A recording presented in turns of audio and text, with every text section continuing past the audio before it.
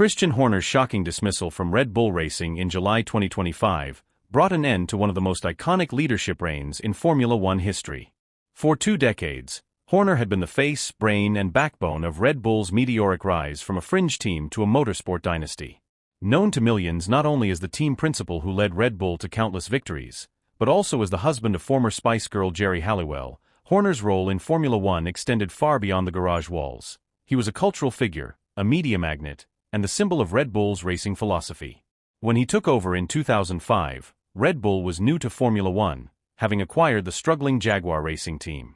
At just 31 years old, Horner became the youngest team principal in F1 history. Many were skeptical at first, questioning whether someone so young and relatively inexperienced could lead a Formula One team to success. But it didn't take long for Horner to prove his worth. By 2010, under his leadership, Red Bull had clinched its first Constructors' Championship. That same year, a then-rising star named Sebastian Vettel won his first of 4 consecutive Drivers' Championships. From 2010 to 2013, Red Bull ruled Formula One, and Horner was right at the center of it all, strategizing, motivating, and outmaneuvering some of the sport's most seasoned tacticians. But even after the Vettel era cooled, Horner remained a defining force. He managed to rebuild the team's competitive edge, culminating in the signing and nurturing of Dutch driver Max Verstappen, who would go on to become the team's new talisman. Under Horner's leadership, Verstappen won 4 consecutive Drivers' Championships from 2021 to 2024, and the team dominated seasons with a consistency that hadn't been seen since the days of Ferrari's Michael Schumacher dominance. By the end of 2024, Red Bull had accumulated 6 Constructors' Championships and 8 Drivers' titles under Horner's management, along with over 120 Grand Prix wins. His track record was unimpeachable, until it wasn't. The beginning of the end came in early 2024, when serious allegations emerged regarding Horner's conduct within the team. A female staff member accused him of inappropriate behavior, including coercive communication and harassment. Although Horner strenuously denied the claims and was eventually cleared by Red Bull's internal investigation and a subsequent appeal, the damage was done. The scandal cast a long shadow over the team, fracturing trust and leading to widespread internal unease.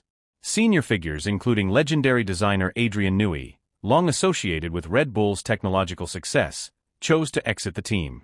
So too did Jonathan Wheatley, the team's sporting director.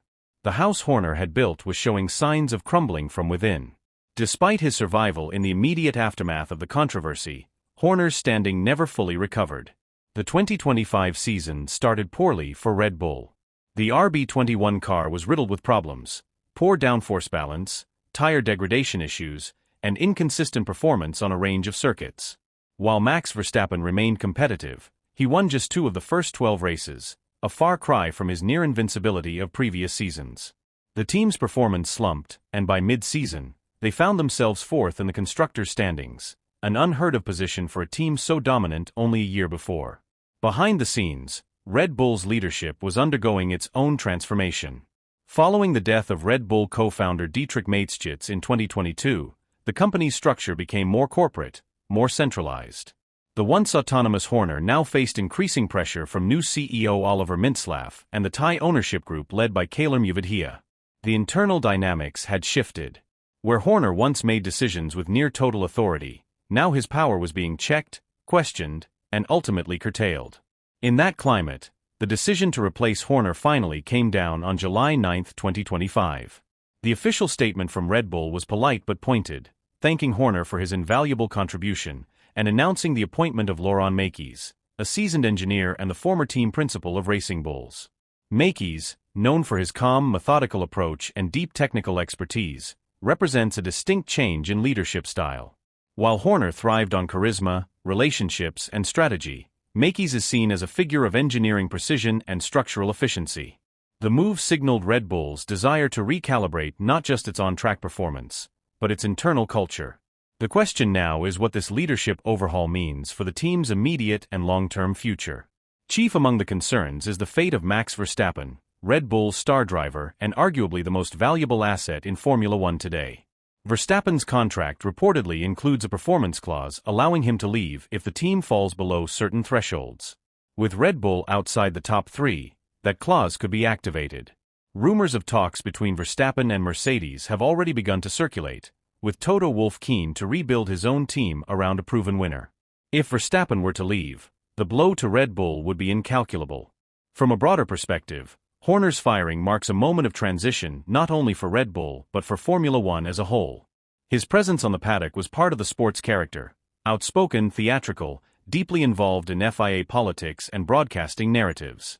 He was both a team boss and a media personality, often sparring with rivals like Toto Wolff and playing an outsized role in the Drive to Survive era of F1 storytelling. His departure removes a lightning rod of both criticism and admiration, and leaves a vacuum that will be hard to fill. Then there's the personal side of the story. Horner's marriage to Geri Halliwell, formerly Ginger Spice of the Spice Girls, brought a level of celebrity intrigue that few F1 principals could ever match. The couple, often seen at races together, symbolized a kind of glamorous hybrid between sport and entertainment. Geri's support for Horner during the investigation was unwavering, and her presence helped maintain his public image at a time when it was most under threat. As the news of his dismissal broke, social media lit up with speculation about how the power couple would respond, and whether Horner might pivot into another motorsport venture, or something entirely outside of racing. While the full details behind Horner's ousting may never be made public, one thing is clear: his exit was not merely the result of declining results or lingering scandal.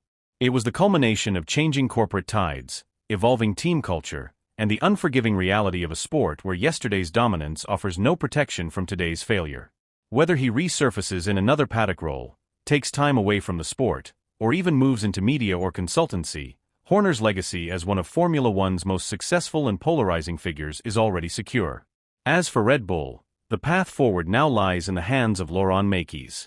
If he can stabilize the team, coax better performance from the car, and convince Verstappen to stay, he will have achieved what many consider a near-impossible task. If he fails, Red Bull may be in for a long rebuild, and the Horner era, for all its controversies, will be remembered as the golden age they couldn't replicate.